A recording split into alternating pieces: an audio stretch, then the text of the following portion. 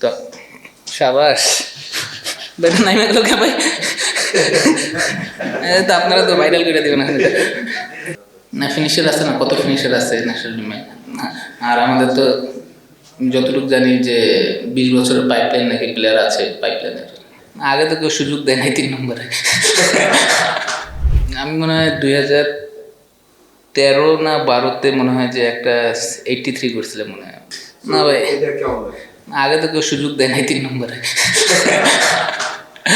না অবশ্যই ভালো লাগতেছে, কারণ আপনি যেখানে পারফর্ম করেন না কেন ভালো তো লাগে সবসময়। আর আমি T20-তে অন্তত বিশেষ করে যে আমি চেষ্টা মানে আমার খুব ভালো লাগে আর কি উপরে ব্যাটিং করতে, কারণ আমার কাছে মনে হয় যে ওই সময়টা একটু রান করা সহজ। কারণ আপনি যদি ওভারঅল চিন্তা করেন যে পাওয়ার প্লের মধ্যে আপনার 9টা প্লেয়ার ভিতরে থাকে, তো আপনি যদি একটু রিস্ক নেন তাহলে ওই জায়গাটা যতটা ইজি হয় রান করা, বাট আপনি পাওয়ার প্লের পরে কিন্তু এতটা সহজ হয় না।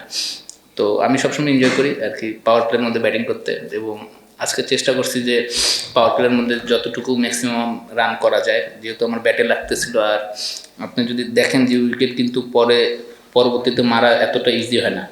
তো সাবাস বেটা নাইমা গেল কে ভাই।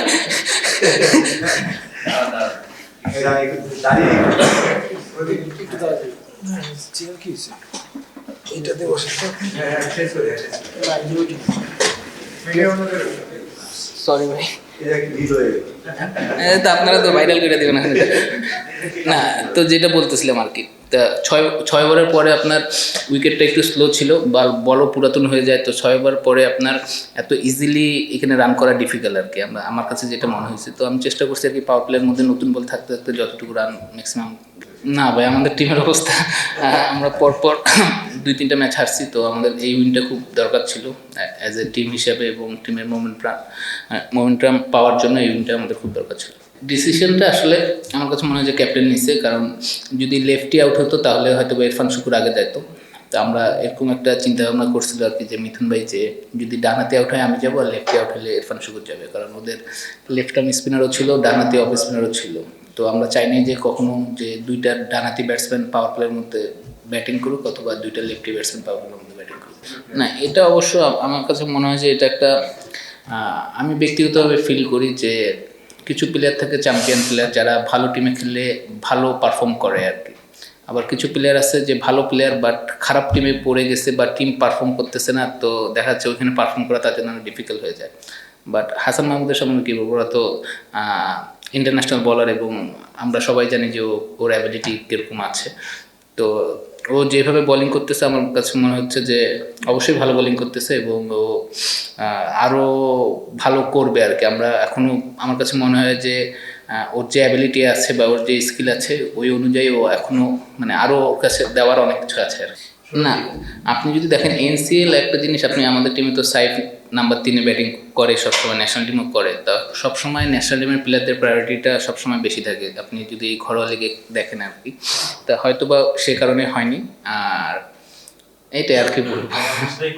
না, এই ধরনের কোনো কথা বলা হয়নি, বাট আমি এতটুকু বলতে পারি যে যেহেতু ন্যাশনাল টিমের প্লেয়ার আছে আমাদের টিমে, কারেন্ট ওয়ার্ল্ড কাপের প্লেয়ার আছে, ওদের প্রায়োরিটিটা সবসময় টিমের মধ্যে বেশি থাকে। ওরা যেখানে খেলতে পছন্দ করে তাদেরকে প্রায়োরিটিটা ওই জায়গাতেই দেওয়া হয় আর কি।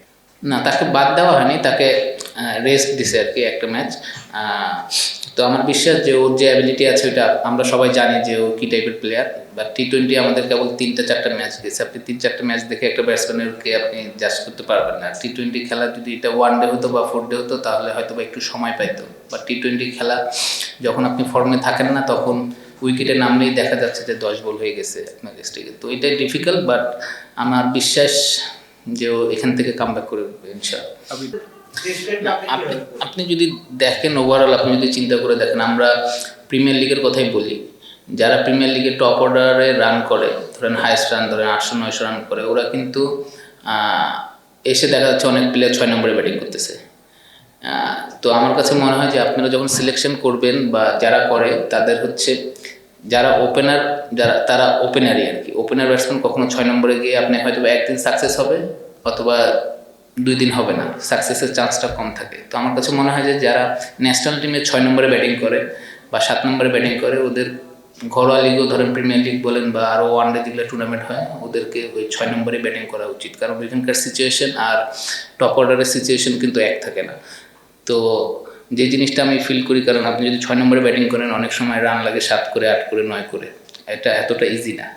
না ফিনিশার আছে না, কত ফিনিশার আছে ন্যাশনাল টিমে। আর আমাদের তো যতটুকু জানি যে 20 বছরের পাইপলাইন নাকি প্লেয়ার আছে পাইপলাইনের। ও আচ্ছা, না অন্যায় আমি সেটা বলবো না, ওরা আমাদের চেয়ে বেটার বলেই তো ওরা ন্যাশনাল টিমে আছে। তো অন্যায় ঠিক না, আপনি যদি দেখেন যে ন্যাশনাল টিমের প্লেয়ার কয়টা প্লেয়ার আছে, আরও তো অনেক জায়গায় অপশন ফাঁকা আছে। তো এই জায়গায় তো আমাদের লোকাল প্লেয়াররা তো খেলতেছেই। আপনি যদি দেখেন আমাদের পাওয়ার প্লেয়ার মধ্যে বোলিং করতেছে তাসকিনের সাথে কি বলে এটাকে সাইফুদ্দিন বোলিং করতেছে, তারপরে স্পিনার আমি বোলিং করতেছি মাঝে মধ্যে। তাহলে যদি প্রায়োরিটি দেওয়া হইতো তাহলে আমার জায়গায় হয়তো বা সাইফ বোলিং করতো।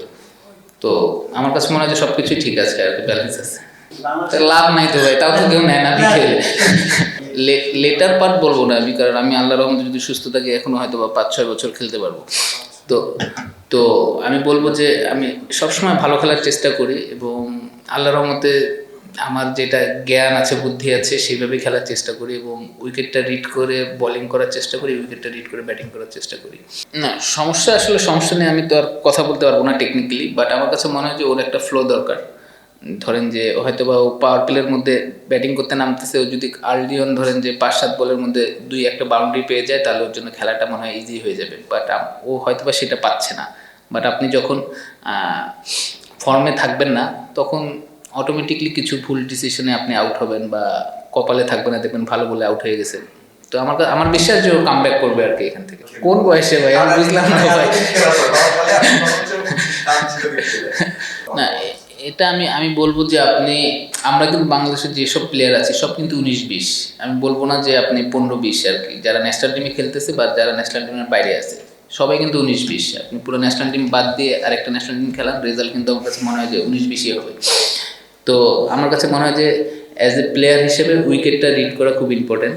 আপনি যে সিচুয়েশনেই ব্যাটিং করেন না কেন উইকেটটা বোঝাটা খুব ইম্পর্টেন্ট, যে এখানে বল টার্ন করলে আমার জন্য রানের কোন দিক থেকে রান করতে আমার সহজ হবে, বল সুইং করলে আমার কী করা দরকার, ড্রাইভ খেলবো কি খেলবো না।